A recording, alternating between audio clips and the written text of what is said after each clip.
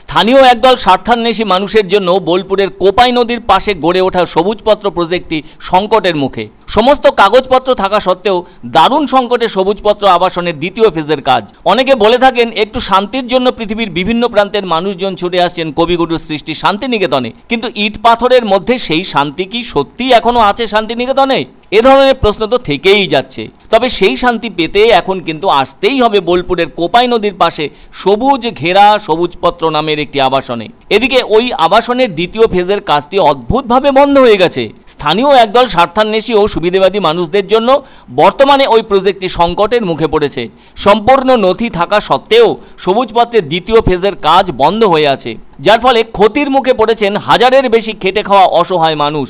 আবার এই সব সংকটে পড়া শ্রমিকদের পাশাপাশি ভীত সন্ত্রস্ত হয়ে পড়েছেন ৩০০টি পরিবারের সদস্যরা। জানা গেছে কিছু মানুষের প্ররোচনায় এবং তাদেরকে ভুল বুঝিয়ে স্থানীয় মানুষদের খেপিয়ে তোলার প্রচেষ্টা করা হচ্ছে। সেজন্য বলা হচ্ছে বর্গাদারদের কাছ থেকে সঠিক টাকা না দিয়েই নামমাত্র দামে জমি অধিগ্রহণ করা হয়েছে। যদিও এ ধরনের সমস্ত অভিযোগ অস্বীকার করলেন ওখানকার বর্গাদাররা।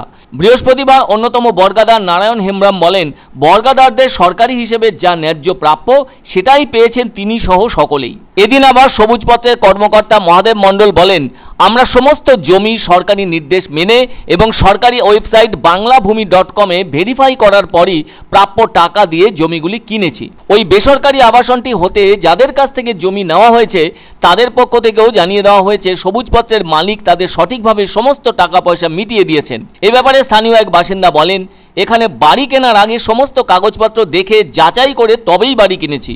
এখানকার কর্মকর্তারা সরকারিভাবে যা যা করতে হয় সবই কিন্তু করে দিয়েছেন।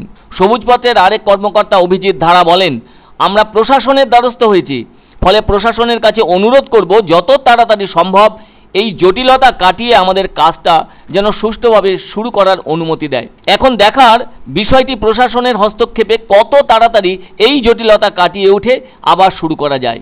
সেই সাথে এখানে কাজ করা হাজারের বেশি মানুষের মুখে কবে হাসি ফোটে। অন্যদিকে কোপাই তো রবীন্দ্রনাথ ঠাকুরের পছন্দের একটি নদী, যার আরেক নাম শাল নদী, যাকে বলা হয় ময়ূরাক্ষী নদীর একটি উপনদী। নদীটি শান্তিনিকেতন, বোলপুর, কঙ্কালীতলা ও লাভপুরের পাশ দিয়ে প্রবাহিত। যদিও এটি একটি ছোট্ট নদী, এই নদীর অববাহিকায় মাটির রং লাল। এই মাটিতে ভূমিক্ষয়ের ফলে যে ছোট ছোট খাত সৃষ্টি হয়েছে সেটাই খোয়াই নামে খ্যাত।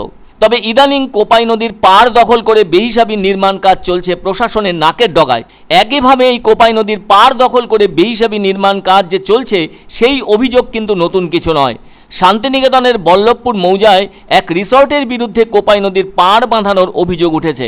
কারণ আমি গত 10 বছর ধরে এই প্রজেক্টে যুক্ত আছি, তো এখন এই কিছুদিন কাজ বন্ধের জন্য আমি অনেকটাই চাপে পড়ে গেছি।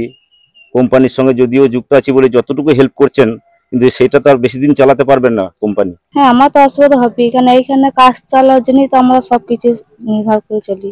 এখানে কাজ যদি বন্ধ থাকে আমরা খাবো কি করে? এটা খুবই একটা সুন্দর মনোরম জায়গা, আপনারা নিজেরাও দেখতে পারবেন যদি একটু ঘুরে দেখেন। আমরা এখানে সবুজপত্রে আমি মোহর কিনেছি, আর কিনেছি আমরা প্রায় 200 জনের ওপর এখানে থাকেন। তো আমরা এখানে এই বাড়িগুলো কেনার আগে কাগজপত্র দেখে সবকিছু দেখে করেছি। আমাদের যেটা কমপ্লেন ছিল যে বর্গাদার হিসেবে আমি আমার যেটা বাবার ছিল ওয়ারেস হিসেবে আমরা যেটুকু পাওয়ার সেটা পেয়েছি। হ্যাঁ, ন্যায্যটা বলতে যেটুকু সরকারি অনুযায়ী যেটা আমাদের থেকে ইনকোয়ারি করতে এসেছিল সেটা আমরা পেয়েছি। এখানে অসুবিধা বলতে ধরেন এই প্রজেক্ট যদি বন্ধ হয়ে যায় তাহলে আমি অর্ডার মতো বহুত টাকার, কয়েক লক্ষাধিক টাকার মাল আমি মজুত করেছি, সেই মেটেরিয়ালগুলো সাপ্লাই যদি না দিতে পারি যথেষ্ট অসুবিধা হবে। এবং এই অসুবিধা সত্ত্বেও মালিক পক্ষ আমাদের সঙ্গে যোগাযোগ করে যাচ্ছেন, আমরা পাশে আছি, কিন্তু কতদিন ওনারা থাকবেন?